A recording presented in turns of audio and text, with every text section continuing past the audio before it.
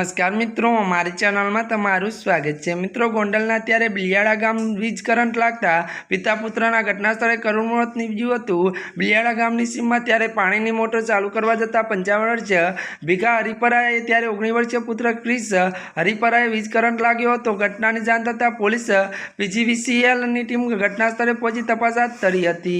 त्यारे मळती माहिती अनुसार गोंडलना बिलियाड़ा त्यारे गामनी सीमा कुવાની मोटर चालू करवा जता भीखा हरिपरा અને પુત્ર ક્રિસ હરિપરાએ ત્યારે વીજ કરંટ लाग्यो હતો, જેમાં પિતા પુત્રનું ઘટના સ્થળે જ મૃત્યુ નીપજ્યું હતું।